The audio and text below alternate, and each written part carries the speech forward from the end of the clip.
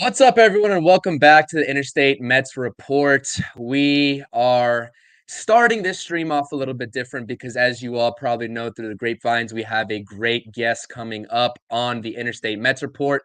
So before we get into that and before we bring our guest up, make sure you all are tapping in with us. You know where to find us at Interstate Mets on X. You know where to find Nelson at and his YouTube channel. Subscribe to his channel. Big congrats on 300 plus subscribers, by the way. That is awesome to see. Nelson growing on YouTube, so follow him and subscribe to his channel. And you know where to find me at on YouTube as well at CPNY Sports. All of our YouTube channels are going to be in the description below, even our guests. So make sure you're subscribing to all three channels. And like I said, Nelson, how are you doing today? And I'm excited for this because there's a lot to talk about. We got a lot to get into today. So how are you doing today, Nelson?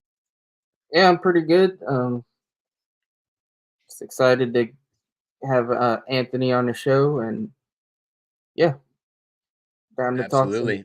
some more. Absolutely. We already got Yuki in the chat. What up, Yuki? Appreciate you tuning in. Subway in the house. That's right. And we got Tom checking in as well. Appreciate you making that commitment. I know you're on a different time zone, and hopefully this is a little bit friendlier for your time zone. So without further ado, let's get into some New York Mets baseball talk on Interstate Mets Report.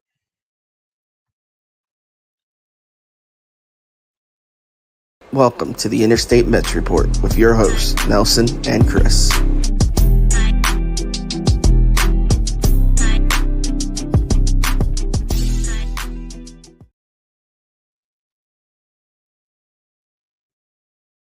All right. Let's go ahead and get right into it. We got Anthony from Subway to Shea making a guest appearance on the Interstate Mets Report. Anthony, how are you doing? Thank you for making some time for us today.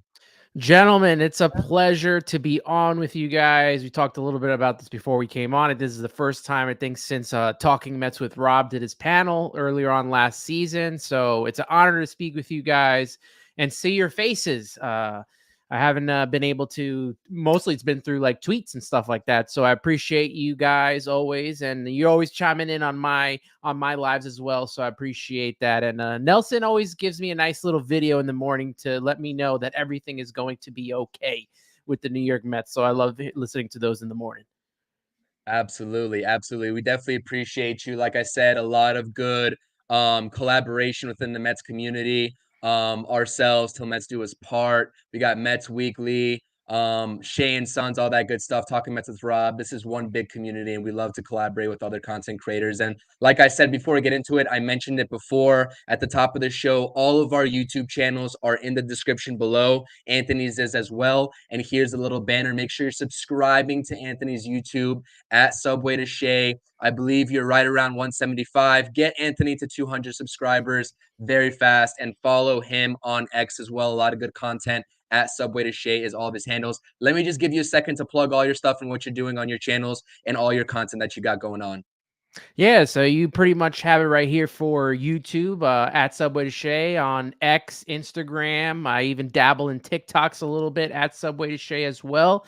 And you can listen. If you can't watch, you can listen to the podcast. I usually, if the lives go long, like I did a really long one with Shea and Sons, I try to cut them down and have a little kind of best of thing. So I do that for Apple Podcasts and Spotify. So that's pretty much it with when it comes to all my content. So I appreciate you letting me plug it here. Absolutely. And like I said, we got some people joining on the chat.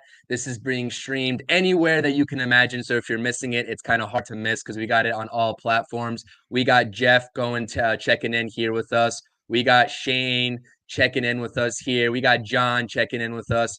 John, I always appreciate your tweets under my your responses under my tweets. It's always a good time conversating with you. We got Aaron checking in here as well. He's got 2 subs for me, and that's my sports. And we got Danny checking in with us as well. So like I said, keep hitting the live chat, keep commenting throughout this episode. We're gonna get to the comments, get to a lot of the content that we have for you all today. We're gonna be talking about everything. This Mets offseason.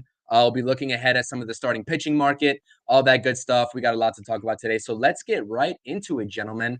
Let's go ahead and talk about some updates from around the league. We have some news that obviously me putting these graphics together that we missed yesterday or today with the Royals having a little bit of a field day signing some players early on this offseason. But you can see at the top here, the big acquisition for the Dodgers and Tyler Glasnow, Manuel Margot from the Rays. We'll just go from top to bottom.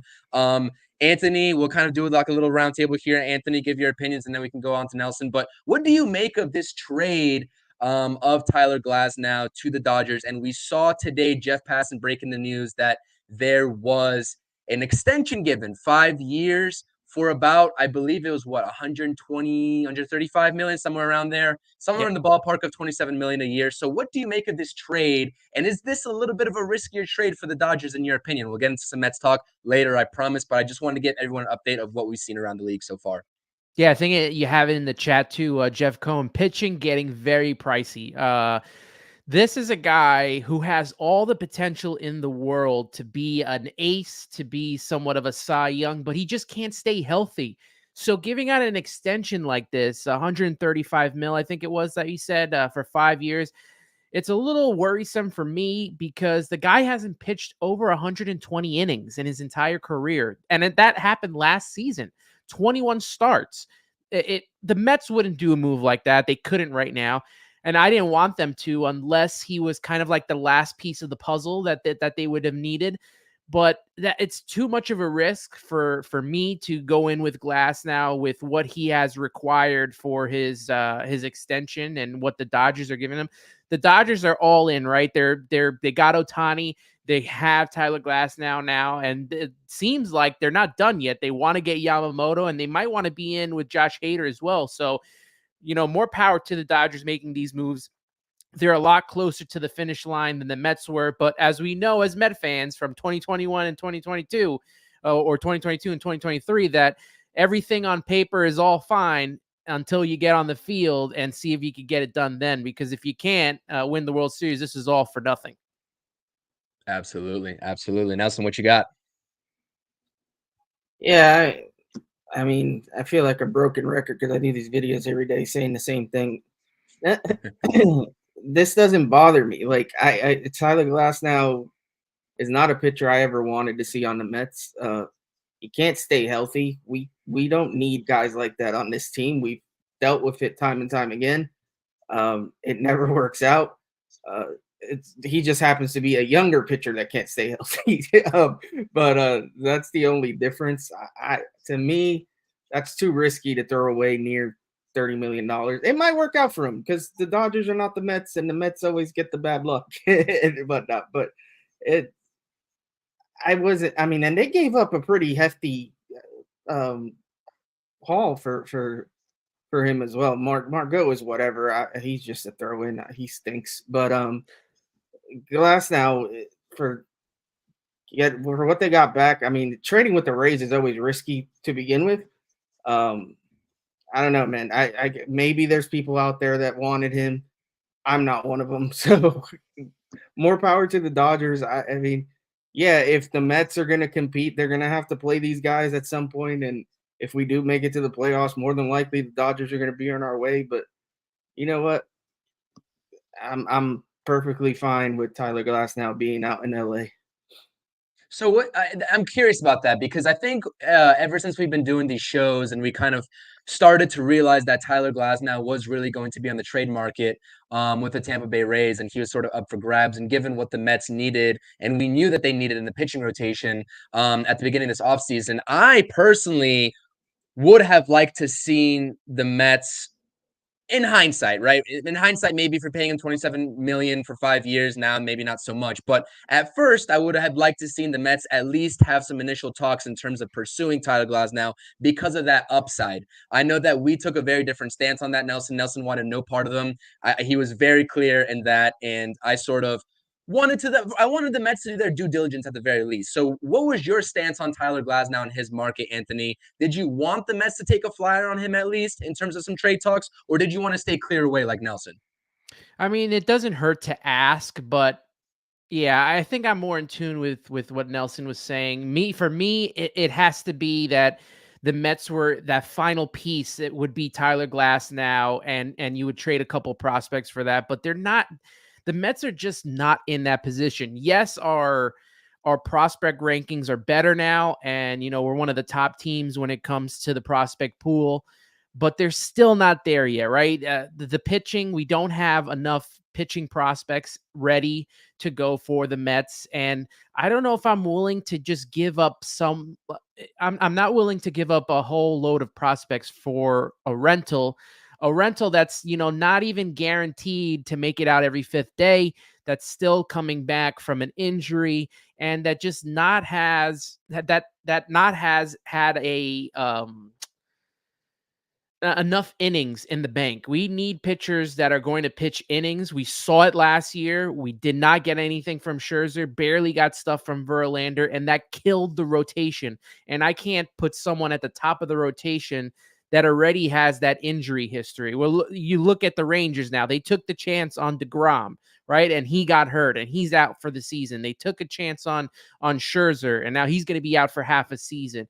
The injury risks are always going to be there, and you just have to be worried with a guy like Glass now, even though he's a lot younger. And maybe, you know what? Maybe he does turn it around. Maybe he does become that ace for the Dodgers. The Mets aren't in a position to make that type of move just yet. Absolutely. I definitely agree with you. Like I said, hindsight is always 2020 in terms of that sort of kind of a move. But realistically, given what the Dodgers are giving up and the extension that was part of the clause in terms of having the trade actually go through, in terms of needing to give Glasnow that extension to make the trade official, just didn't make too much sense if you're the New York Mets. So moving on here, we're going to kind of breeze through these real quick. The next three, all pitchers off the board. I was in tune with what you dropped on Subway To Shea in terms of some pitching options as a fallback plan in case Yamamoto did not materialize for the Mets. You see Lugo, a guy who I really was interested in bringing back. I called the 3 years, $45 million, $15 million a year. He goes to the Royals. Malley, and I've been clamoring for Malley for some time now. Understand that he had Tommy John back in May. Will be ready for the season. I think that's a steal of a deal for the Rangers. And then Jack Flaherty, I saw you put out a tweet saying you would have liked to seen him also in the back end of the Mets rotation, signs to the Tigers for 1 year, $14 million. What do you make of these pitchers that are slowly moving off the board? And I guess we'll talk about Yamamoto and the rest of the pitching market here in a second, but do you have any sort of, thoughts and assessments of these three moves back to back to back here? Yeah, these are the guys that are going to go at the back end of certain rotations. Definitely, I would have taken a flyer on any of these three. Even bringing back Seth Lugo, as long as it was for the back end of that rotation, I would have had no problem. The Mets going to Flaherty, like I said, or even Tyler Mahle, who's not going to start the season either. He's coming back halfway through. And then on top of that, you don't have it on here, but the Royals today signed Michael Wacha also to the rotation, another former Met. And, they're shoring up their end of the rotation. There always comes risk with those guys as well as the other ones on here. But for the Mets, who, already have Luis Severino, I still feel like even if they were to sign Yamamoto, that they would need another pitcher as well, because Yamamoto is going to have to acclimate himself just the way Senga did. And that took about a half a season for him to, feel comfortable and get the juices flowing and be that elite pitcher that we saw Senga was towards the latter half. Possibly could have been a Cy Young Rookie of the Year. So even if you sign Yamamoto, there's still going to be a need for pitching. We just don't know who the Mets value. We saw that they valued Luis Severino, which was a guy that I did want to take a flyer on. I thought that he had a high upside, enough stuff to warrant the 1 year deal to be a back end rotation piece. Same would have been for these guys as well. Absolutely. And Severino, you called it, Nelson, and props to you on our previous Interstate Mets report with our 2024 Mets projections. He actually called Severino to the Mets. So what do you think about the rest of these signings, Nelson, before we get into some actual Mets talk here with Yamamoto? Yeah, I mean, I've been on board with maybe reuniting with Lugo. I also like Tyler Mahle. I think the problem is with Lugo, I mean, I'm speculating. I know it's a different regime, but Jeremy Hefner was here when Lugo was here. Jeremy Hefner had a say in Lugo staying in the bullpen when we all know he wanted to start. So there could have been a hesitancy there to come back here. I don't think he wants to end up in the pen again. So I don't blame him going to the Royals. It's a nice place. He definitely fits in that rotation nicely. Mainly, again, this goes back to what Ant said with Glasnow. I don't think the Mets are in a position right now to sign a guy like that because we still have so many holes. We can't sign a guy that's not even going to pitch for maybe most of the year. So I get it. I get that why they wouldn't have gone there. I'm not a Flaherty guy. To me, what he did in Baltimore scared the crap out of me. He was not good once he got traded to Baltimore. It was ugly. Granted, it's the AL, it's the AL East, it's a little different beast, but still, wasn't a big Flaherty guy. And then, yeah, that's pretty much it. I know that we got ways to go. We'll get into it with the Yamamoto talk and where we pivot if he doesn't sign here. But yeah, I mean, Lugo would have definitely been a nice add to the rotation, but it just seems the Mets are dead set on waiting for whatever it is Yamamoto decides to do before they move in whatever direction they choose to go. Yeah, absolutely. And you can say that it's a risk, but if they're doing that, that means that they think that they're at least a little bit well positioned and better off than some of the other competitors in terms of those Yamamoto sweepstakes. Just to round out some more news around the league, a couple of relievers off the market. The Mets still need that eighth inning setup man, in my opinion, to go after in this bullpen market. We won't talk about it too much today, but you see Daniel Hudson returning to the Dodgers and Will Smith going to the Royals. And the big thing here, I think, with the Mets' interest in Young-Hoo Lee, obviously signing for above market price for what he was originally set at, coming from the KBO, 6 years, $113 million. I think that that's a very important sort of precursor to the Yamamoto signing in terms of that AAV that he got and those total $1 million that he got on that contract. So we'll talk about that here. And like I said, let's just get right into the Yamamoto talk. But before we get into it, actually, I want to shout out some people in the chat. We got B More, Iman in the chat here. Let's see. We got M Easy in the house. What up, M Easy? Kenneth joined, he said. We got Timothy in the chat as well. Keep dropping those comments. We're going to get to them. Tiger, Ali's in the chat. Mason's in the chat. What up, Mason? We got King in the chat as well. So I definitely appreciate that. Aaron says, who needs Glasnow when we can have Imanaga? And like I said, Imanaga is a very good pivot point for the New York Mets. And even before the Mets wait for that Yamamoto decision, I believe Imanaga is definitely a pivot point that you talked to before and hit up his agents before Yamamoto signed. So let's get into the Yamamoto sweepstakes because they are ramping up. He is taking meetings with a lot of teams. Obviously, the Mets were one of the first teams to meet with Yamamoto in Japan. I think one of the only teams to actually go to Japan in recent weeks to go meet with Yamamoto. He has since come to the U.S. and held meetings with the Phillies. I believe it was yesterday. He's held meetings with the Dodgers and the Giants as well, and the Yankees, all of these teams you see on your screen. And I believe he does have meetings coming up with the Blue Jays and the Red Sox. So, like I said, this Yamamoto decision is going to come sometime before Christmas, I think the speculation is. So we're about maybe 8 or 9 days away or so until we get a firm confirmation of where Yamamoto is going to go. But there's been so many different reports on Yamamoto and his preferences, whether he's going to take the highest AAV, which presumably would come from Steve Cohen and the Mets if they're serious about him, or whether he's going to sign for a better fit and maybe more of a legacy sort of signing for those Yankees pinstripes or playing alongside Ohtani and the Dodgers. And I got to get your opinion on this and where you stand in terms of Yamamoto.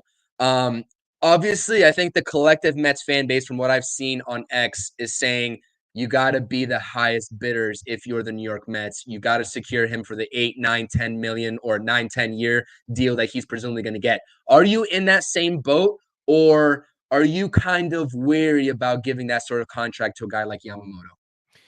No, absolutely. You have to. This is the only player you're doing this for. 25-year-old starting pitcher who has all the accolades possible in across the seas. And this is a guy, especially at 25, that I definitely want to give them as much as I can to. I am going to do my best to outbid every other team on here, whether, and if they're, if I'm Steve Cohen, I'm telling them whatever you're offered, you come back to me and you tell me what it is, and I will beat that. Because if it's not about the money, right? If he's not about the money, you can offer as much money as possible. If he's not going to take it, at least you can say that, hey, we had the highest bid, we had the highest offer, and he just didn't want to take it. And it's not on the Mets then after that. We know in the past that there's been a lot of free agents that they wouldn't try to outbid for. And, it's hard with pitching, but this is a guy that you want to do this for. If the Dodgers are in on him, if the Yankees are in on him, you're talking about the Phillies, who are above the Mets in the standings, the San Francisco Giants, who have been craving for a top player to bring onto their team ever since the Aaron Judge situation didn't work out. And they reached out to Brandon Nimmo, and they tried getting all these players that didn't want to go over there. This is a guy that everyone wants, and it's for a reason. So, hey, you know what? Be the highest bidder. If he comes, great. If not, then, you know that you gave it your all in trying to get him over here. And the Mets have a lot to offer as well, not just the money. We're talking about, being on the same team with Kodai Senga, who I mentioned earlier was a guy that was able to acclimate himself not only to the big stage in New York, but it took a while, but he was able to become a pitcher in his rookie season that garnered a lot of rookie votes, and that quite possibly could have been a Cy Young. And you know what? I think should be a plot point for Cohen and for Stearns, working with Jeremy Hefner, who was able to get the best out of Senga. Those should be talking points, as well as, the Yankees saying, you know what, we'll give you the number 18, or you'll get to play with this guy, or, the Dodgers, you can play with Ohtani and be, in LA. This has got to be talking points for the Mets. And you look at the Dodgers, their pitchers haven't been able to stay healthy. That's something that you want to talk about when you're trying to get this guy to come over. This is a guy that is going to want the limelight. He's going to want to be on the top stage. You look at, if the Dodgers win, is it going to be Yamamoto's team? Clearly not, right? Because they have Ohtani, they have Freeman, they got Mookie Betts, so he'll probably fall in line to third or fourth on that list. You go to the Yankees and they have Garrett Cole as their ace, right? They got Soto and Judge. Those are going to be the top guys there. You come to the Mets, and this guy is going to be the ace of the rotation. So that's got to be something else that they even talk about with him when trying to bring him in here. I hope they get another meeting. I hope this is what they've talked about. And like I said, rounding it all about, I would offer him the most money, because you either going to get him, or at least, you went in with the top offer and he declined because he doesn't want, the money is not the issue for him.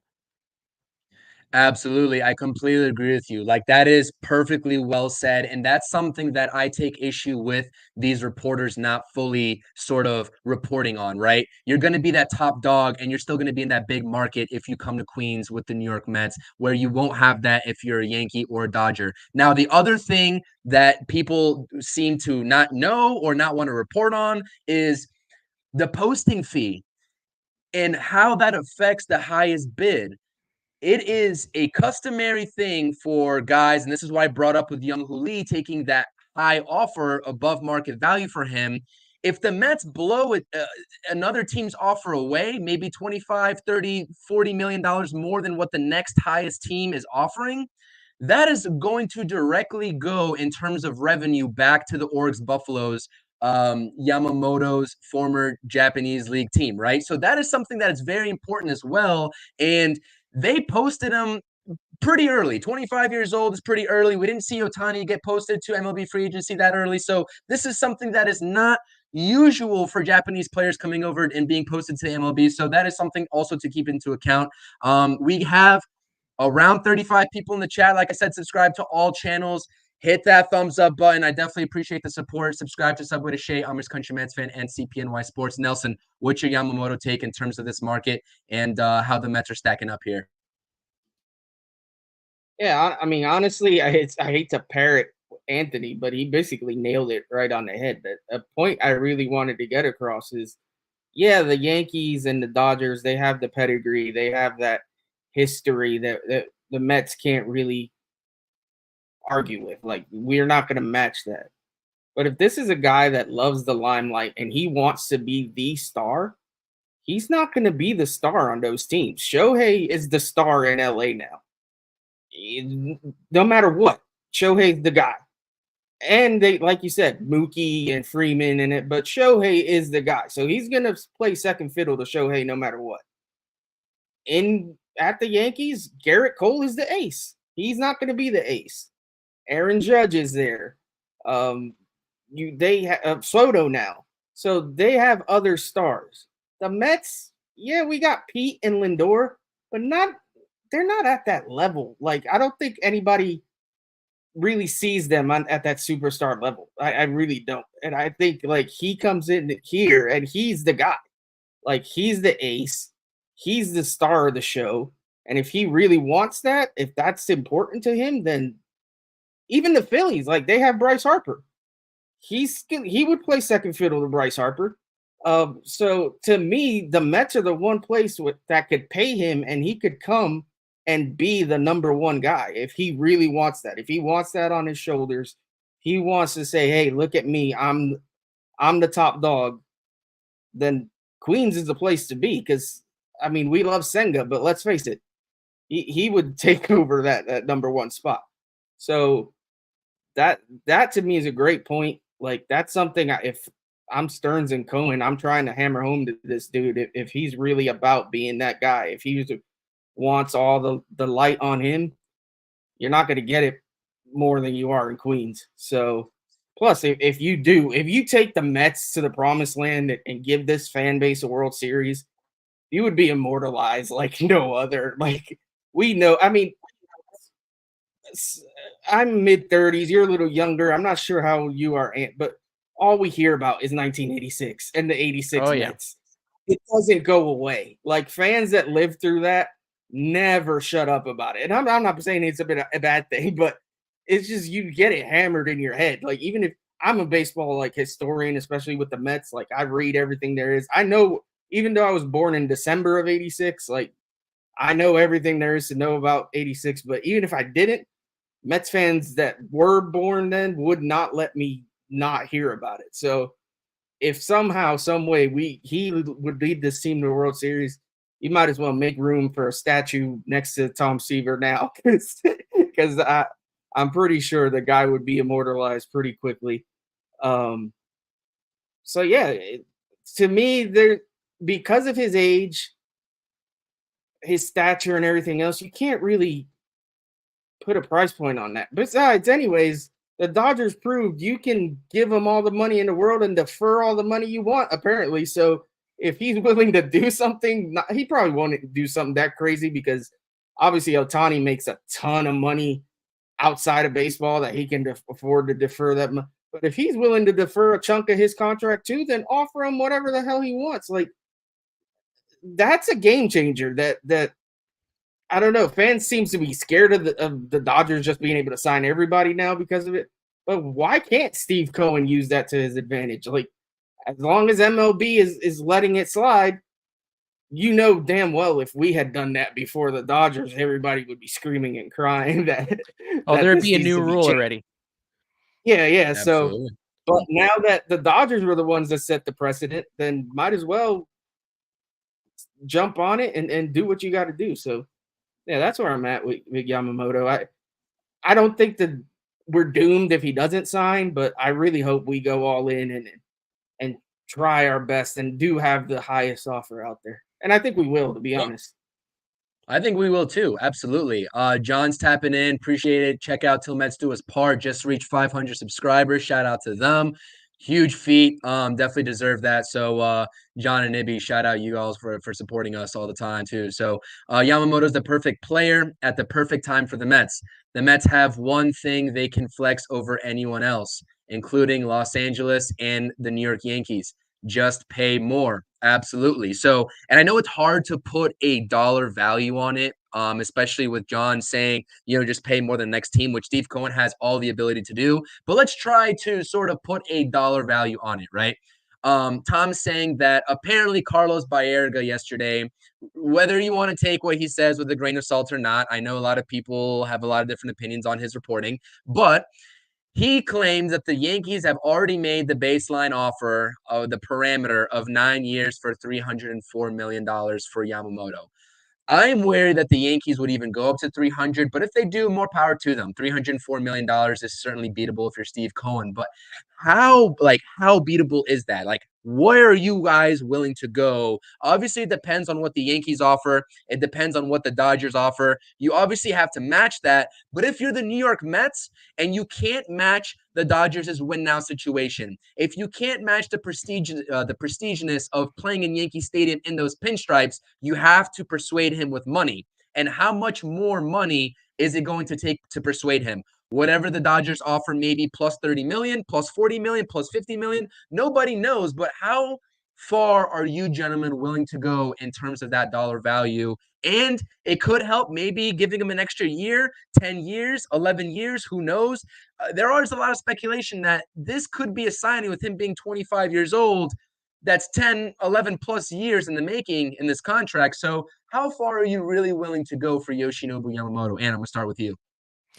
The money doesn't really bother me. The years, I don't like this long kind of a deal for a pitcher, man. My tops was always like, 4 or 5 years, but I know we're going to have to go over for him anyway. But if that's the price point, let's say that, the Dodgers and the Yankees both came in at around 304, 305.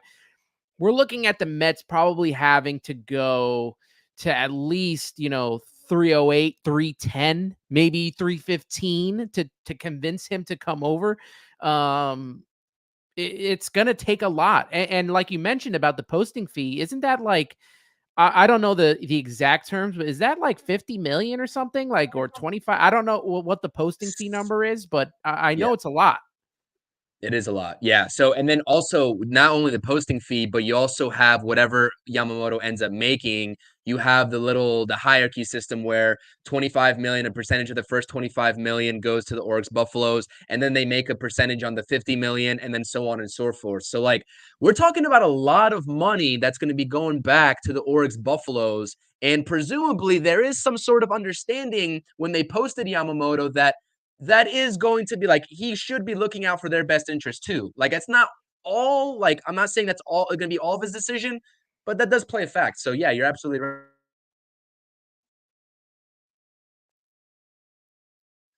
Well, yeah, I don't know exactly what the posting fee is. I got to go back and double check that, but that percentage is something. If he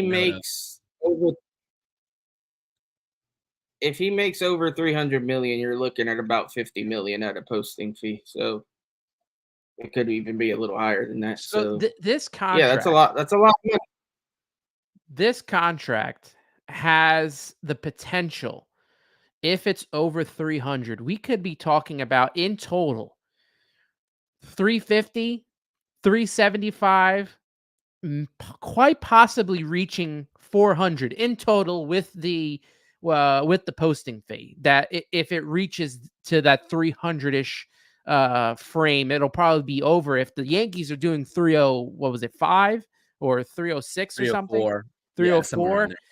Yeah, then you're talking about the Mets would have to go 310, 315. You throw 50 mil on top of that. Yeah, we're looking at quite possibly 375, 400 in total for a pitcher who has not even played in the United States yet. You give the 700 million to Ohtani, you know what you're getting because he's played in the major leagues and he's pitched and hit well. We don't know what we're gonna get in Yamamoto, but it's a risk that I think the Mets kind of have to take.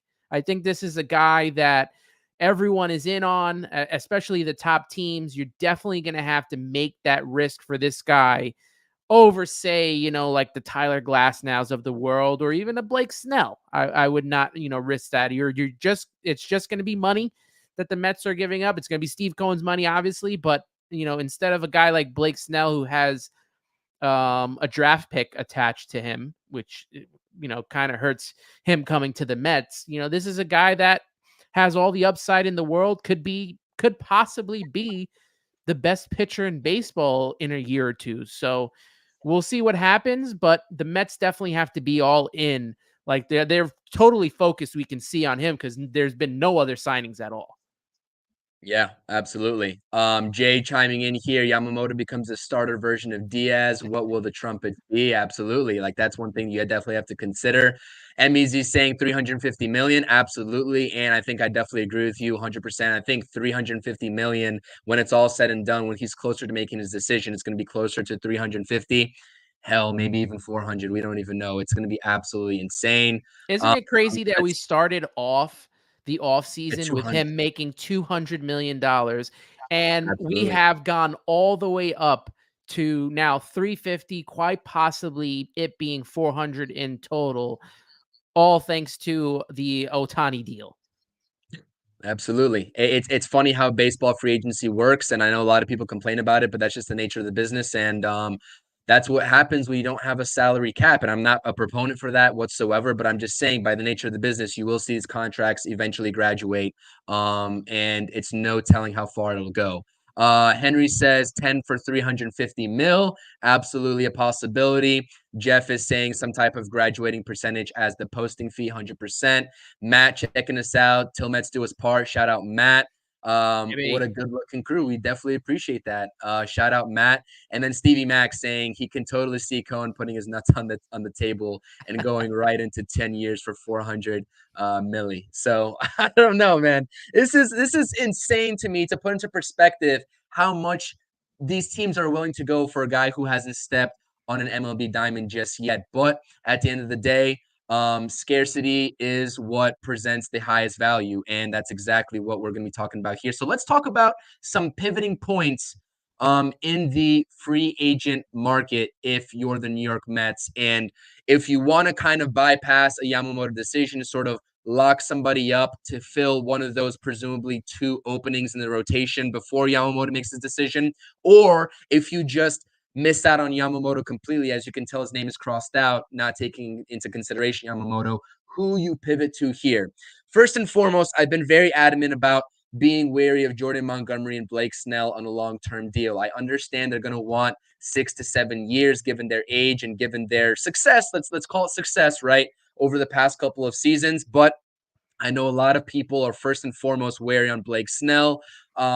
He does have 2 Cy Youngs under his belt, but the inconsistency is also there. And Jordan Montgomery, he is a third guy in the rotation type starter to me. He's not one of those guys like you can slot him in right behind Senga, but for the AAV that he's going to want over those presumed 6 to 7 years makes me a little wary. A guy like Shota Imanaga is a guy that makes complete sense. You're looking at a Kodai Senga type deal, potentially 5 years with an opt-out somewhere in between, maybe for about $75-80 million, with that being the market. Somewhere around Eduardo Rodriguez and what he got with the Diamondbacks, which was 4 for 80. So, Nelson, I'm going to start with you on this one. Who do you pivot to here? You see those tier C guys there at the bottom with Lorenzen and Giolito. Obviously, that's really is what it is. That's a very last ditch effort there. And then Marcus Stroman, we all know, burned his bridges with the Mets, but he is one of the top options on the market right now, drawing some interest in Kansas City. So let me know what you think. I was gonna say, I hope you were joking putting Marcus Stroman on this list because no way in hell I had to do it. No, I had to do it. No, you did. You didn't. You did not have to put Marcus Stroman on this list. He just doesn't belong there. He's okay as a starter, but no way in hell he's ever coming back to the Mets. It's just not a fit. I have been adamant. I want no part of Blake Snell. I think he's going to get a contract that's not even close to what he's worth. He's outside of those 2 Cy Young seasons. He's just not been that great. He's not been a guy that's worth the amount of money he's getting. He's also not a guy that gives you a lot of innings. He's been a little more durable than the glass now, but he hasn't thrown 200 innings. Like, he's not that kind of pitcher. Montgomery's a little more stable. I'm weary of what the money he's going to get too, but if you don't get Yamamoto, you need somebody at the top end of the rotation. And to me, at that point, he's the only guy left. And let's face it, the market for pitching has gone so far out the window that it's like, I guess money's money. I'm like you. I'd rather keep the years lower. Same with Yamamoto. Like, if I can not give him 11, 12 years and have to pay him more money. I'd rather that than than give him more and more years. I'd hate doing that with pitchers. They're just not reliable enough. But if it's going to take 6 or 7 years to get Montgomery and that's all we got left, then I guess we're kind of stuck. Unless, I mean, Stearns is smart. Maybe he can pull off a trade. Maybe he can say, you know what? I don't like Montgomery. I don't like Snell at the price they're going to be. Give me an Imanaga. Give me maybe a Giolito, a Lorenzen at the back end, and I'll go find me a top end of the rotation pitcher on a trade market. It's possible. I mean, it's not impossible for that to be his game plan. Honestly, if I had to, if Montgomery gets offers that are too crazy, that would be my strategy. I love Imanaga is my one guy that no matter what I want. If Yamamoto's not in the picture, even if he is, we got Yamamoto and Imanaga, that'd be sweet. But Imanaga is the one guy I really love from this list. I know he's not a sure thing. I know he's more of a middle of the rotation guy, but if he's truly getting like a Senga type deal, I think he's more worth it than most of these guys. Lorenzen, I don't think he's getting crazy money. He'd be a nice guy to have at the back end. Whether he's a starter or reliever is kind of questionable. He has started recently, but he's also come out of the pen. Giolito, he's a guy, he had a rough end of the last year. I don't love him, but if you're telling me he's a back-end guy again, we have to fill this rotation out somehow. Like, so we right now we have scraps and we need to figure it out. But yeah, Imanaga is my one guy on this list that I really like. Everybody else is whatever. I mean, Snell, I don't want. Montgomery at the right price, I'd take if we miss on Yamamoto.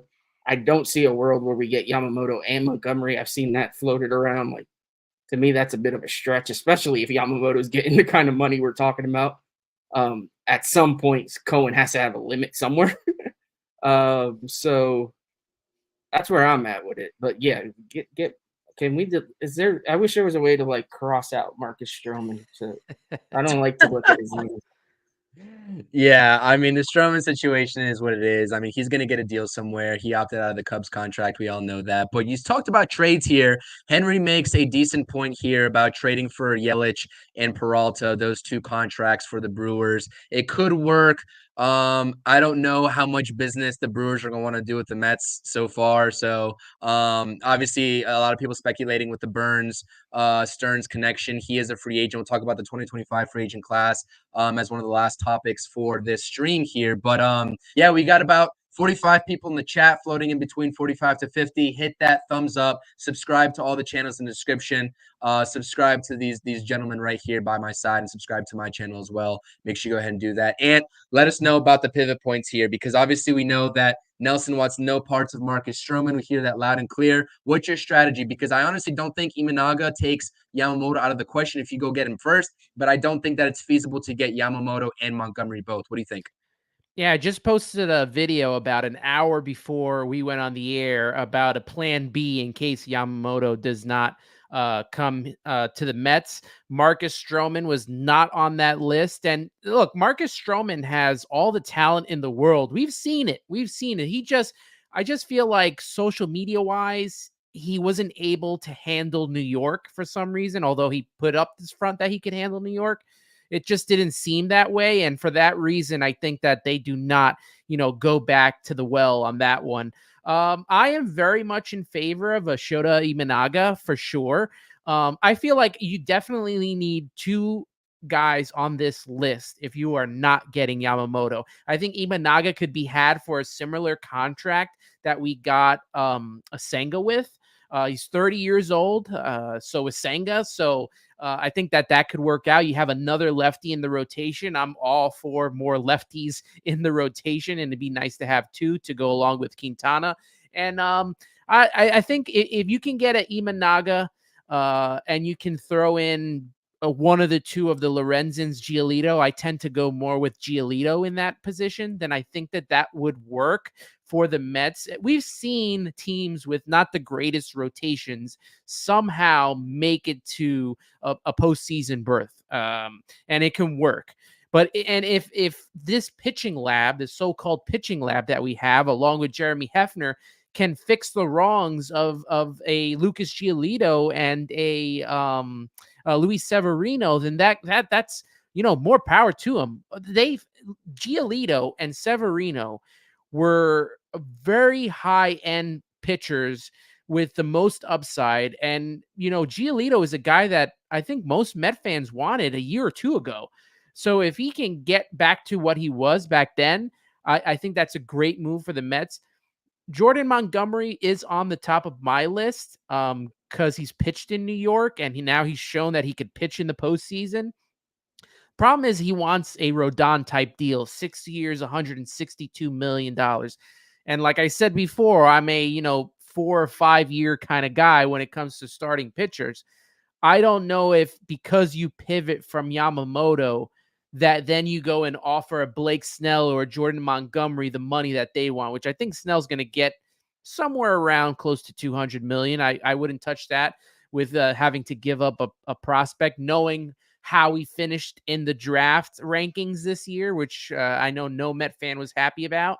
I would rather go in on a Jordan Montgomery, but like you said, CP, that, he is going to be that, second, third, fourth type of starter. So you're definitely going to have to add someone else. And I don't know. I would take the chance on Imanaga and Giolito and definitely, round the well and see what happens with Montgomery. Definitely inquire what he's looking for and seeing if maybe you can bring the years down and give him a little more AV, kind of like what they did with Verlander and Scherzer, but not too much money. I wouldn't go too crazy with the Jordan Montgomery. I feel like him and Snell can be trap contracts that we will regret 2 or 3 years down the line. And I don't want to be trapped again like we were with Verlander.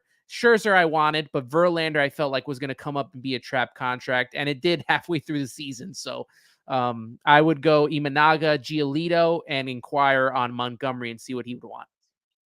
Bingo. That is exactly how I would echo my sentiments, because we'll talk about this. This situation in terms of pivot points, if you don't get Yamamoto, is interesting because it has a profound impact on your chances of landing a top pitching free agent in 2025. You don't want to cuff yourself in terms of the payroll with a Jordan Montgomery for 25 plus million AAV and Blake Snell, the same thing. And them having to sort of pay that over the course of the next 6-7 years and miss out on a guy like Corbin Burns in the next free agency. Presumably he's going to hit free agency without getting an extension. We'll talk about that all, but this is what I've said to people watching my True Mets Talk podcast videos. I've been saying that this offseason for the Mets is a merry-go-round, and it doesn't, like, what you do this offseason has a profound impact on the free agents that you're going to be able to get next offseason and the roster spots that you're going to be able to sort of give out next offseason. So like I said, there's a lot more at stake here. And I know people don't like to use the word bridge year for 2024, and because they think that you're not going to be competitive if you use that term. But there's a lot more things at play here, and we'll talk about that here in a second. Anthony, did you have anything on that? On the bridge year. On the bridge year. Yeah. So, I think that Nelson echoed this in one of his great morning videos about, paying attention. And I've said this too, paying attention to what Cohen, to what even Epler before he was let go, and what Stearns has said during the general manager meetings and the winter meetings on their strategy. And they've kind of been following it all this whole entire time. This will probably, like they said, be that, bridge year where, if they can find a way with these pieces that they're bringing in and these depth pieces, if they can make them work and this team turns into a winning team, wonderful. If they can somehow make it into a playoff spot like the Diamondbacks did, even better.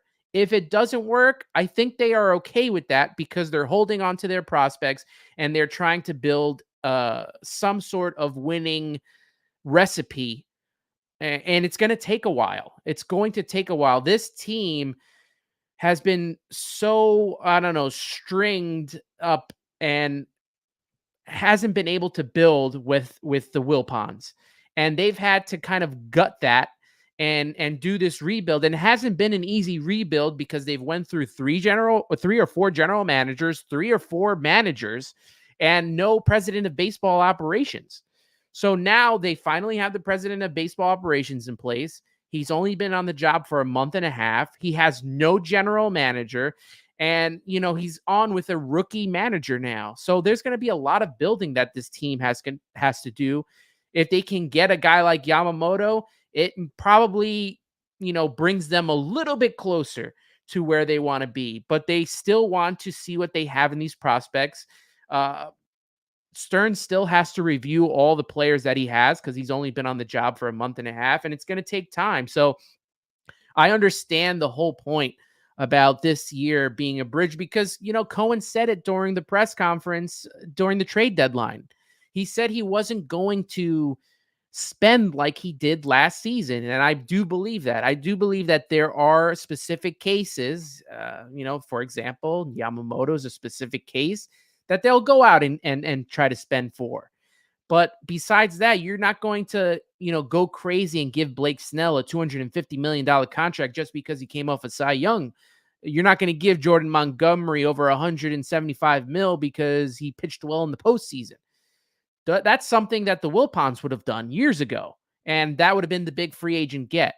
I think there's going to be a more measured and a smarter way that this team does business, and we are going to see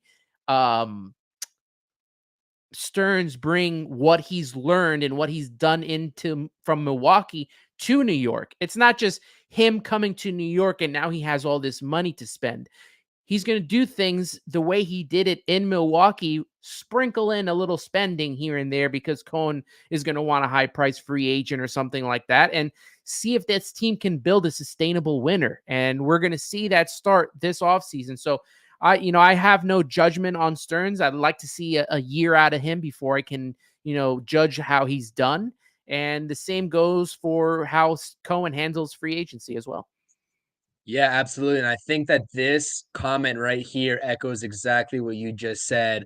Almost like we have to take this team seriously from the point that Stearns showed up to properly judge the Cohen era. Exactly. Up until now, when Cohen owned this team, or when he purchased this team, we saw spend without really a sort of plan for the future, right? So now we're dialing back on the spending, being more methodical. And I know that Mets fans don't want to hear this. They don't want to hear it. And I completely understand that. Like, I get that it takes patience. It takes time. It takes looking at this team and this organization through an objective lens, but it needs to happen to get this team back on track. And then when you properly assess this organization, if you're Stearns, then you can start to manipulate the pieces that you have at play. Not only Cohen's money, but this rejuvenated and revamped farm system, etc., of how you're going to methodically build a contending team. And that cannot happen in the span of 3 months in this offseason alone. So absolutely agree with you.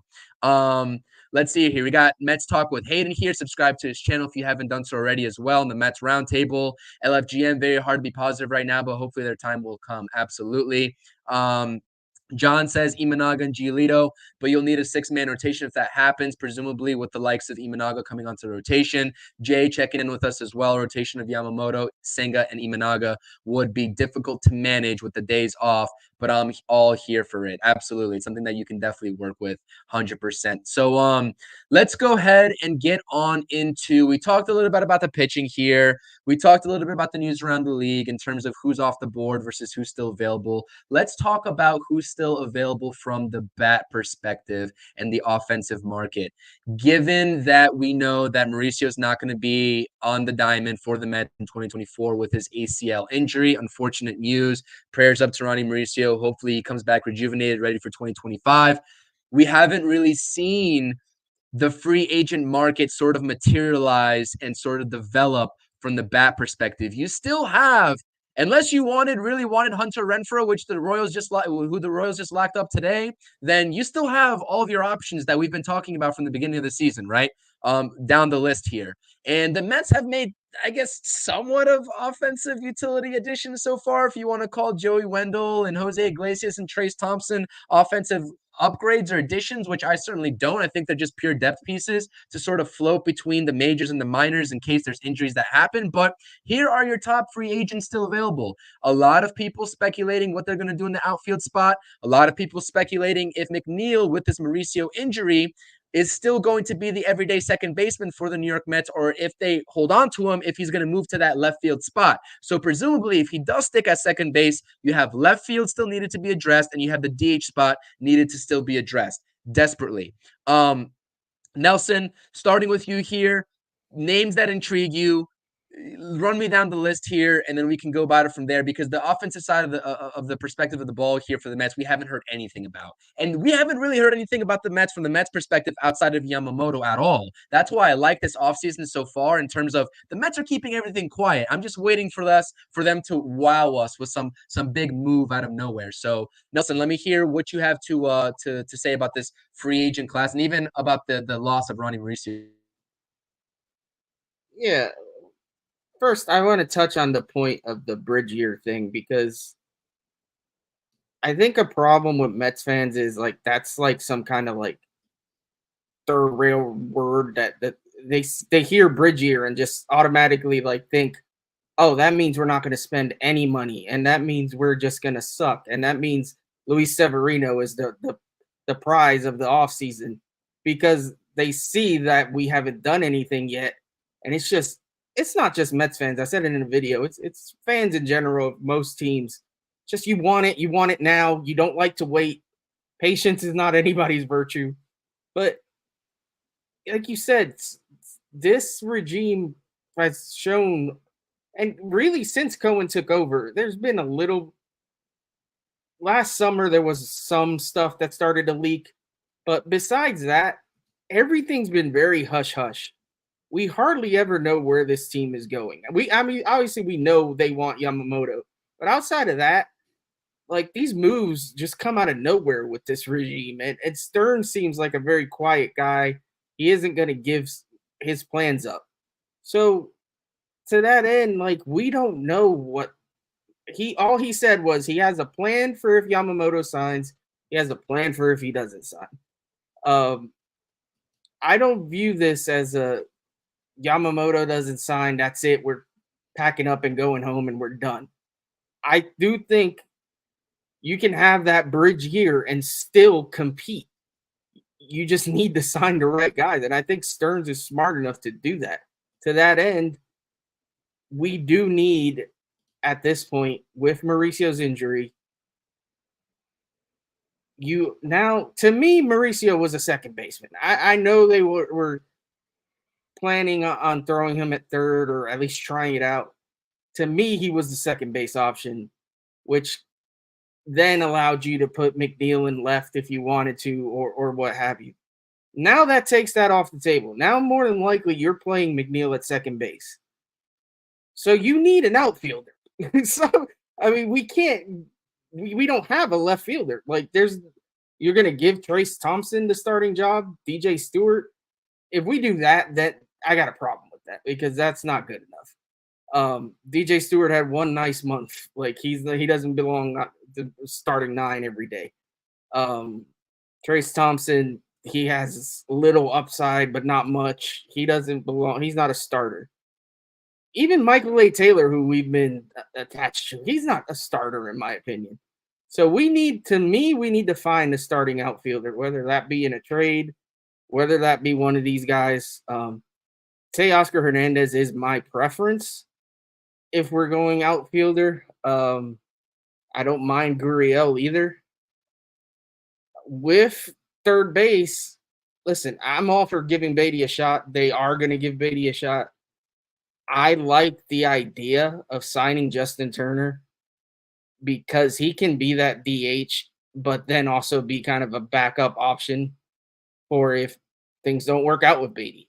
If you have to play Turner at third, then he can figure out. I mean, DH can be figured. It's not ideal, but DH can be figured out. You can throw Vientos in there. You can give guys days off and rotate.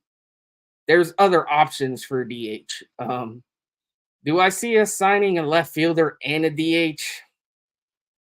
Probably not. I think we're going to focus more on the pitching side because let's face it, our pitching isn't good. And I've said that all along. I thought we would invest more on pitching than bats. Now we're kind of in a point where we have to at least get an outfielder. I think, like, to me, I don't know about you guys, but to me, we don't have a left field option, so we need a left fielder. Like I said though, Justin Turner, if you're not going to get a left fielder, or if you're going to go like a low end guy, or I mean, let's face it, Mark Canha wasn't necessarily a starting outfielder either. We started him most nights, but he wasn't. So if you're going to sign like a Michael A. Taylor to battle it out and rotate things that way, and then you do get like a Turner who can DH or play third base, I guess I could see that. We'll see. There's options, obviously trade options as well. But yeah, my favorite names on this list are Teoscar. I like Justin Turner. I'm not in love with Soler, but you could talk me into that. Don't want any part of Matt Chapman, not even a little bit, especially with the qualifying offer attached. Same with Cody Bellinger. I don't think he's a fit anyway. Rhys Hoskins was interesting to me, but I just he's like Matt Chapman's biggest fan, and I don't get it. Rhys Hoskins was interesting to me, but I guess I don't. With the way things have shaken out with Mauricio, I don't know if that's going to be a fit right now. But I wouldn't mind him either. I just feel like we're gonna go more heavy on pitching.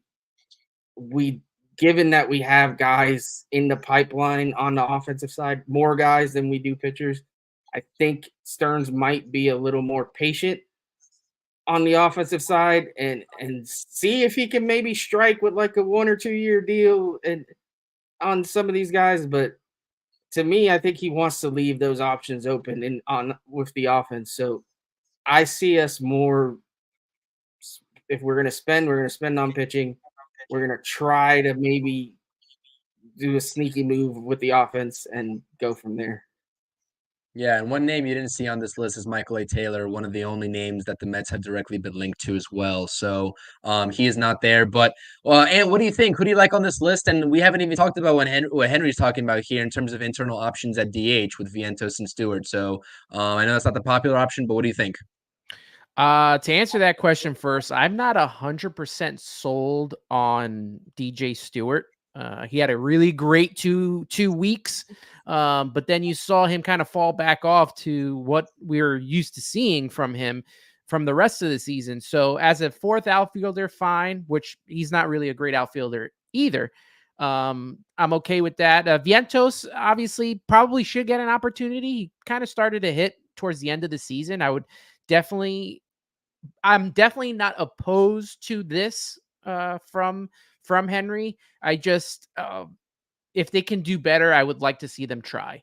Of the available free agents, another name that's not on here, and the Mets talked a lot about run prevention, but a Kevin Kiermaier for the outfield is someone that I would look at, whereas they can get him to play the outfield. He'll provide minimal offense, but, probably better than a lot of the other options that are, available, not the power guys. But if you were to get him and then get a DH in the terms of a Jorge Soler, who's probably more primed to be a DH than he is an outfielder, I'm okay with that. If you want the combination of both, obviously you're going to go after Teoscar Hernandez, who can play outfield and he does hit, but he does strike out a lot. That's a definite concern. Rhys Hoskins has grown on me as of late, and I wouldn't mind seeing him at the DH position. I think you got to bring Justin Turner home. I think that's the big move for me offensively. The guy hasn't really lost a beat at 39 years old, hitting wise. And that's with the caveat that you're not playing him all the time. If you can, and that's what they did in Boston. They didn't play him every game. He played about 100, a little over 100 games, maybe about 120. And he hit pretty well, over 20 home runs and 90 RBIs. I would have took that in a heartbeat last season over what we saw from Daniel Vogelbach. So Turner is definitely a guy that I'm interested in, and maybe obviously he doesn't play great defense anymore at third base, but maybe he can groom Brett Baty into what we need him to be. Maybe he's that veteran presence that a Brett Baty needs. And I'm with Nelson. I never thought of Mauricio as a third baseman. I thought him very well as a second baseman. He's showed me a lot of promise there. You put him there in between, Alonso, who can play a decent first, and we know what Lindor is, and having that tandem where Lindor can work with Mauricio, I think helps Mauricio out in the end.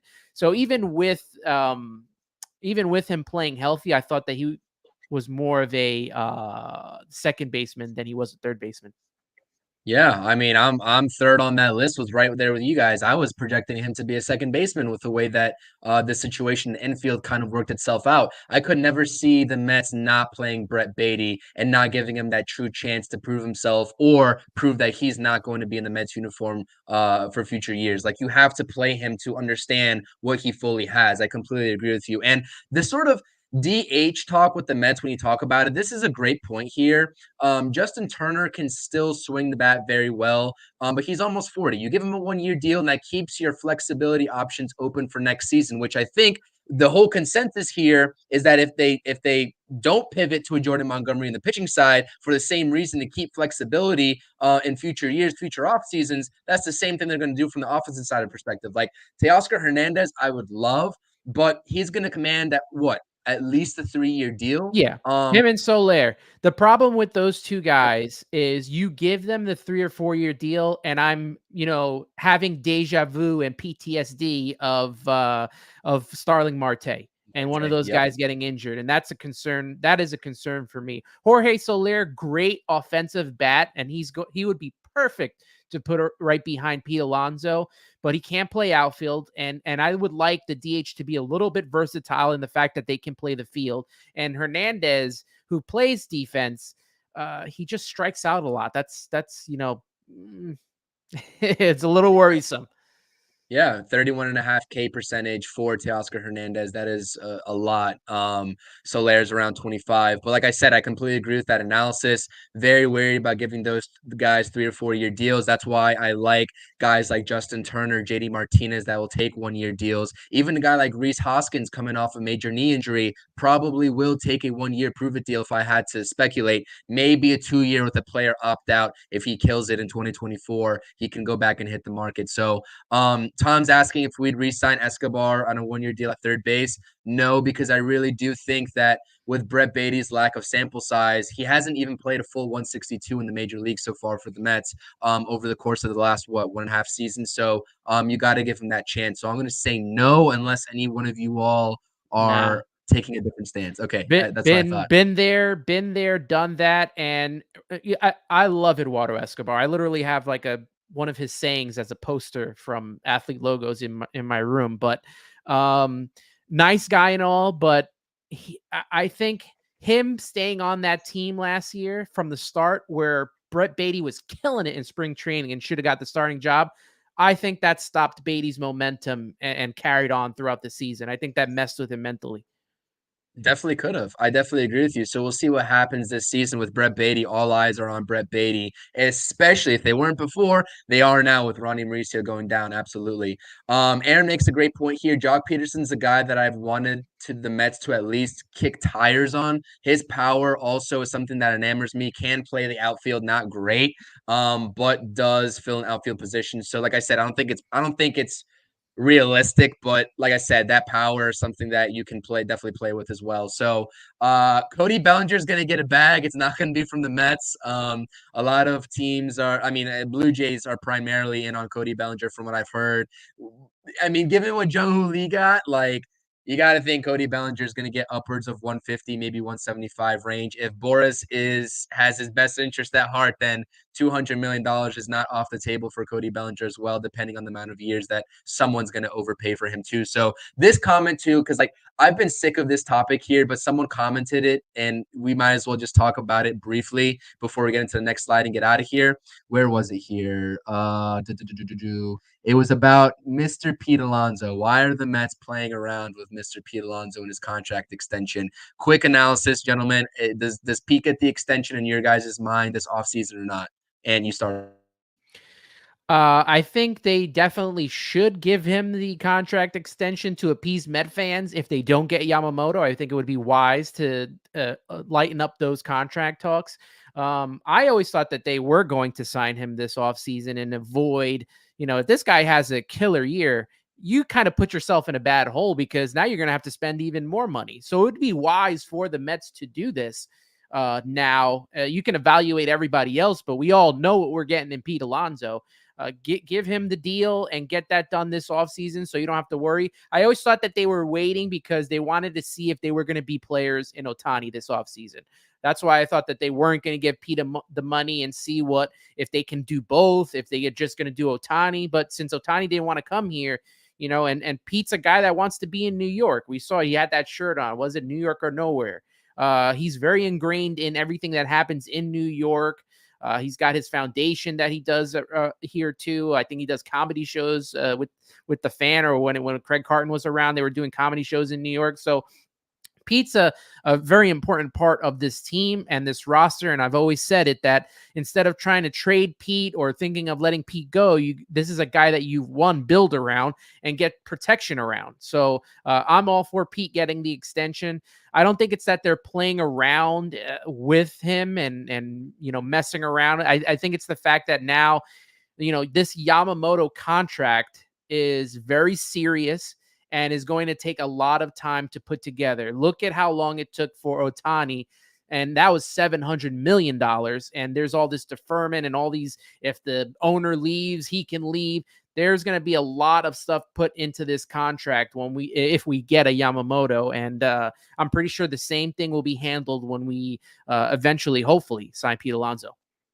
Absolutely. I'm definitely in that boat as well. And I hope the chat heard exactly what you just said in terms of being pissed off that Ohtani was never really a serious option for the Mets. He didn't want to come here. That is absolutely a fact. And we don't want anybody on this team that doesn't want to play here. So just hope everyone realizes that at home. Nelson, what do you think on Pete Alonso before we get into the next slide here? I originally thought we'd get an extension done. I could still see it happening maybe towards spring training, them figuring it out. But right now, let's face it, the focus is Yamamoto. They're not going to work on this while they're still waiting on Yamamoto. It's going to be a complicated deal, like Anthony said. The Dodgers did set a precedent here where these deals are going to get weirder and weirder, and we're just going to have to wait and see what happens. After that, whether they sign Yamamoto or not, then maybe they can circle back to Pete. But for now, it's Yamamoto's their sole focus. You can tell they're not doing anything else. And I know people are annoyed with that, and some people are like, you know what, screw it, let's move on. But you can't move on a guy like that. You can't go and sign a Montgomery and whoever else and then potentially lose out on a Yamamoto because you pivoted away. I just don't think that's smart necessarily. I get the frustration. Nothing's happening. Everybody wants something to happen. Gotta be a little patient, guys. His deadline's January 4th, so it's gonna happen here sooner than later. I still think it's gonna happen before Christmas, like most people do. And then we'll see with Pete. I hope they get it done because, like Ant said too, if Yamamoto doesn't happen, this fan base is gonna be irate. There's not, at least the irrational part of the fan base is a lot louder than the rational side. So it's just going to be nonstop. X is going to be on fire. And maybe if they can get Pete's contract done, that'll settle people down a little bit. But yeah, I hope they get it done. I'll just leave it at that. Yeah, absolutely. And Jeff makes a great point here. Can't replace 40 plus home runs, 120 plus RBIs with Pete. I mean, you can, but not efficiently because you'll have to do it across two different players because there's not many people who get you this in one player right here with Pete Alonso like Pete Alonso does. So last slide here before we get out of here. We got a couple more minutes left on the stream. Since we're talking about bridge years in 2024 versus 2025, we might as well just take a very, very, very early look ahead of some 2025 free agents that will be on the market when we assess, because I think it's important to do so when you're assessing why the Mets might be a little bit quiet this offseason, right? And if they don't end up getting those names that everybody wants, right, besides maybe Yamamoto, I think that is the surefire option that everyone will be okay with to spend for this offseason. But everybody else, there's payroll flexibility that you need to take into account here, right? So it's important to look at 2025 and some free agents that will come on the board here. You see the offensive guys here on your screen. Juan Soto, presumably, if he doesn't get the extension, which does worry me about him potentially not being serious about actually hitting free agency. If he has a down year, just like Pete Alonso, like you said, if Pete Alonso has a great year, he gets more money. If Juan Soto has a down year, does that impact his potential to get $400+ million? You never know. Like Boris could just be saying that just to say that. Who knows? Bregman, if he doesn't get his extension, will hit the market. Jose Altuve, Santander, Adames, so on and so forth. You see the guys in blue are New York Mets as of right now. They'll be hitting the open market as well. So, Anthony, any names on this list? You look at the pitchers here: Bieber, Burns, Walker Buehler, Michael Soroka, who is now a White Sox going over from the Braves. Anything that stands out here to you when we're assessing how the Mets are going about this free agency versus being flexible? Because a lot of people think that this rotation needs to be filled this year. It needs to be filled this year. Well, you have a rotation. You need to obviously fill the rotation with whoever you're going to fill in with it, right? Whether it's Yamamoto, Imanaga, Giolito, whoever. But you also have two free agents that are going to present themselves in 2025, being Severino, Quintana down at the bottom. They're going to walk. And then you're going to have to automatically, by default, spend money on the pitching rotation next year as well. So you cannot handcuff yourself, like we said earlier in the stream. So how do you go about this? What is your overall take and assessment on this list right Yeah, there is no reason why Corbin Burns should not be at the top of the Mets wish list next year when it comes to pitching. People have been wanting to trade for him this season, and I don't think that's going to happen. Like you mentioned before, I don't think that relationship with Milwaukee is too great right now to make a trade. But Corbin Burns, pitching wise, is probably my number one target. Obviously, I want to bring Pete Alonso back. And as I know, Juan Soto is going to hit free agency, especially after seeing what Ohtani got. I just don't know if he's going to leave the Bronx. I think they might. I think they might try their best to re-sign them, especially if they don't get Yamamoto. I think that Juan Soto might be re-signed at some point by the Yankees. Anthony Santander is another guy. I talked about this with the Shea and Sons podcast. They were very high on him, and that's a guy that I would definitely be interested in for the outfield. I don't think we're going to have the perfect kind of outfield this season. But if you could bring in an Anthony Santander, who's got a great bat, that's definitely some guy I would look into. The rest of the guys, I don't know if I'm really into. Christian Walker, he plays first. No, he doesn't play. Does he play first base? First base for the Diamondbacks. Yep. For the Diamondbacks. Okay, I almost got him and Goldschmidt mixed up, but Goldschmidt is in St. Louis. Christian Walker could probably be a backup option if you don't get Pete Alonso. I don't want Conforto. That's another guy, been there, done that. I was never a big fan of Conforto. Anyway, and for pitching, yeah, Corbin Burns is the guy. I don't know if Shane Bieber, Buehler, if Buehler was healthy, I would probably take a flyer on that, but the rest of the guys really don't do it for me.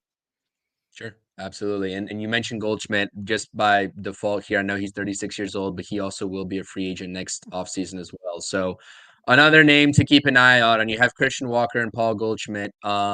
Just in case Pete Alonso somehow doesn't get re-signed, which I know that everybody on this panel right now wants Pete Alonso signed, but you have those two names floating out there as well next offseason. Nelson, your initial takes when you see this list right here. The one thing that I will agree with, I guess, the pitchfork carrying crew of Mets X is that a point they continue to make, and it's kind of valid. So you don't know what's going to happen. You don't know if these guys are going to hit free agency for sure. You don't know if some of these guys are going to get traded and end up with a team that wants to keep them. So this list could end up dwindled depending on contract extensions and all those other reasons I said. So you have to, while you're right, and leave yourself open and not hamstring yourself with Montgomery deal or a Snell deal, you still have to build the roster enough that you're not solely relying on all these guys being free agents next year. So, I mean, if I look at the list, obviously Juan Soto is going to be, if he does hit free agency, a top target. I truly do think he's going to hit. I've said it. I do think he's going to go to free agency. If I'm wrong, I'm wrong.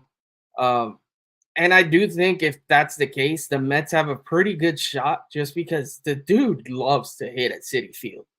I mean, yeah, it's at Yankee Stadium's one thing, but he's played at Citi. He's always been lights out at Citi. He's comfortable at Citi Field. So that could be a very big factor in what he chooses to do. And obviously, Cohen does have the biggest pockets of everybody.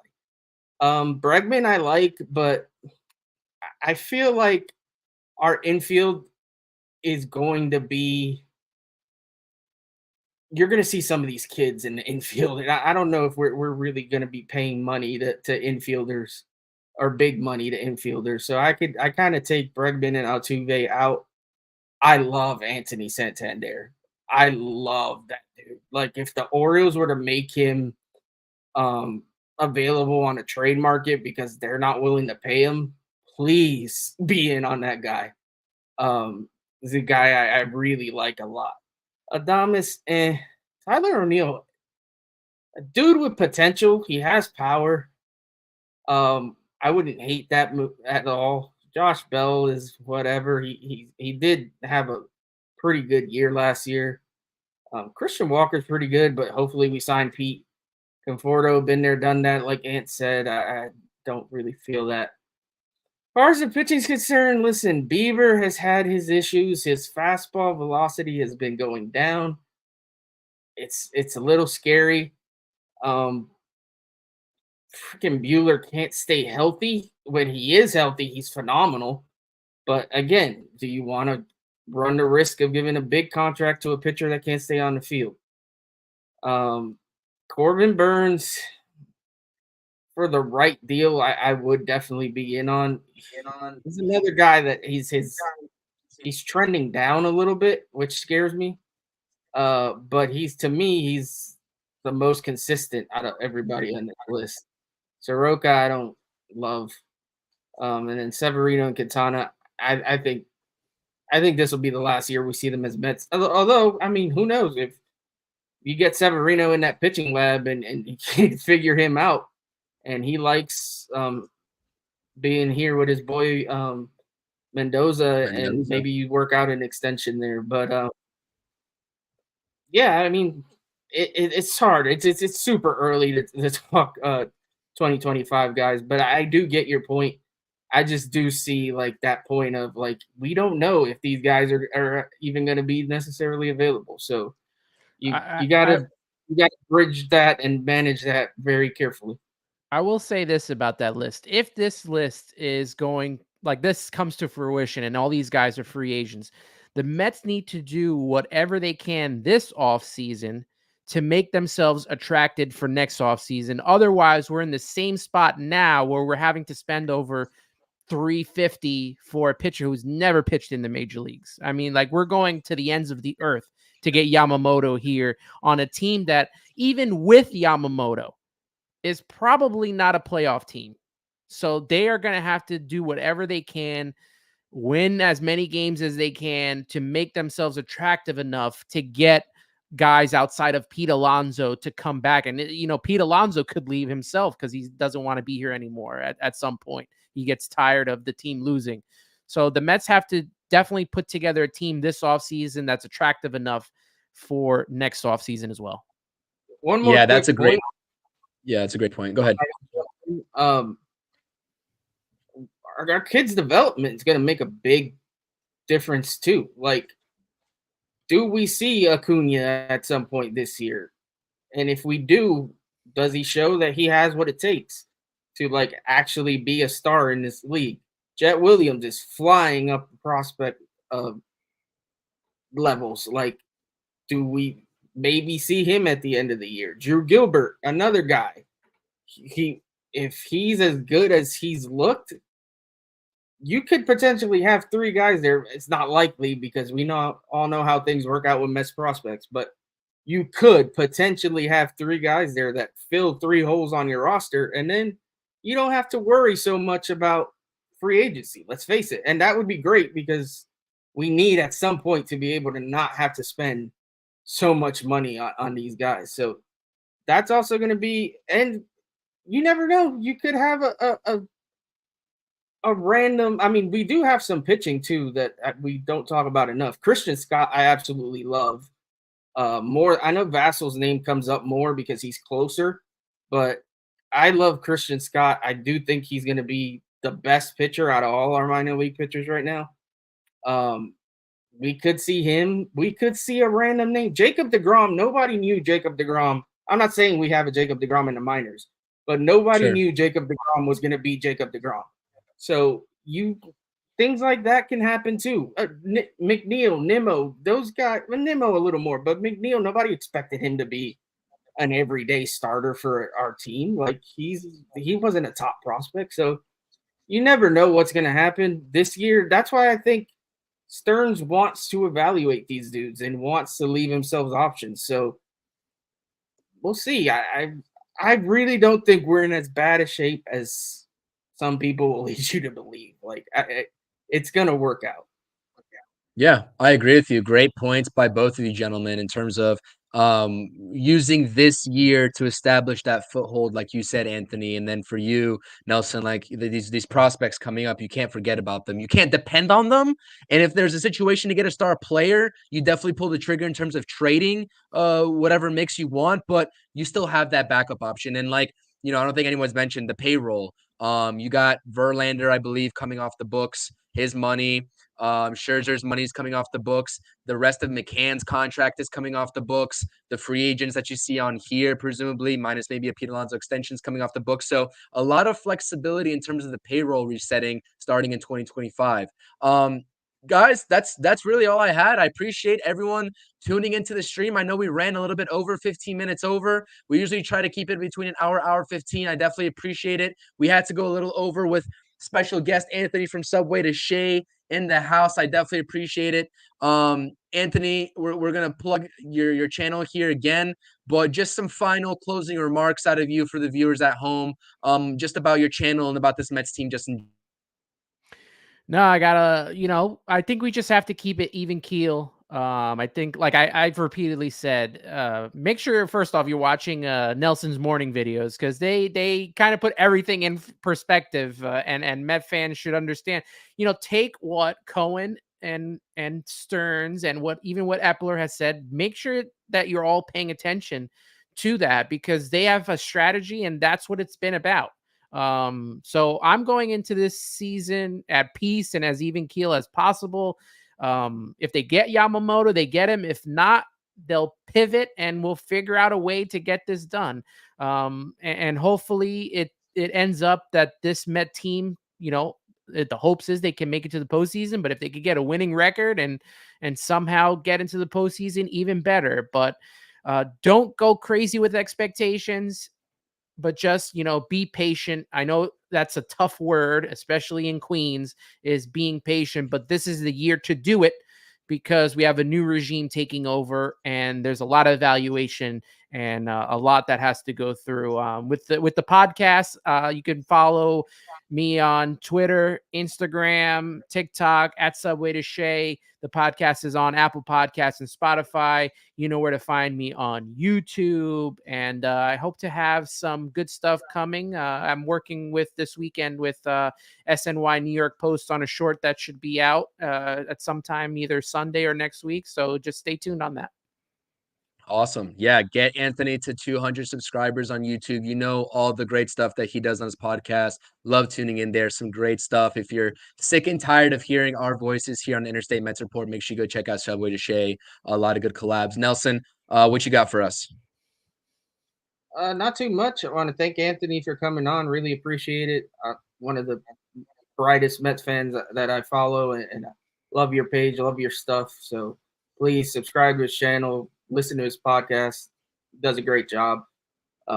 I personally like the Mets fans that are just kind of even keel and aren't losing it all the time. So Anthony fits that bill for me.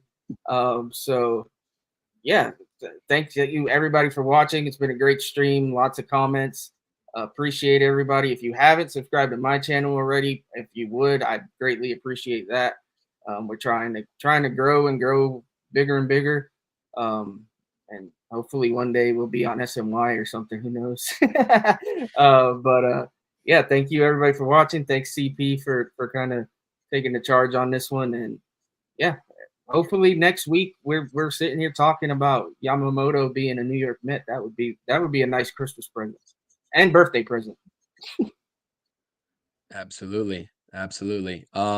We are working for the next stream next Friday. I'll be out of town, out of commission starting tomorrow through Wednesday, but we should be back next Friday with another rendition of the Interstate Mets Report, and we will have one, maybe both of the Shane Sons boys. Hopefully they can make it on the next episode of the Interstate Mets Report. But like I said, you know where to find all of us. All of our YouTubes are down in the description below. Make sure you go check us out.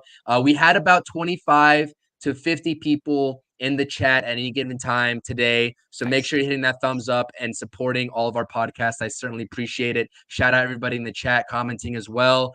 Jay says, good show, guys. Tom says, great show. Thanks, guys. Jeff says, good chat, boys. Ricardo says, thank you, guys. Good job. We got a lot of support, and we couldn't do this without you all. So shout out the chat, everybody supporting.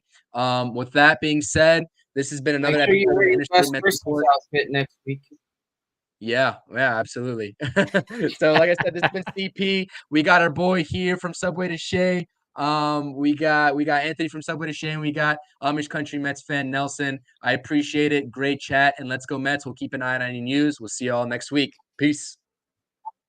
Thank you for watching the Interstate Mets Report. Streaming Tuesdays at 5 p.m. and Fridays at 4 p.m. Eastern Standard Time. Make sure to like, comment, and subscribe to @Amish Country Mets Fan and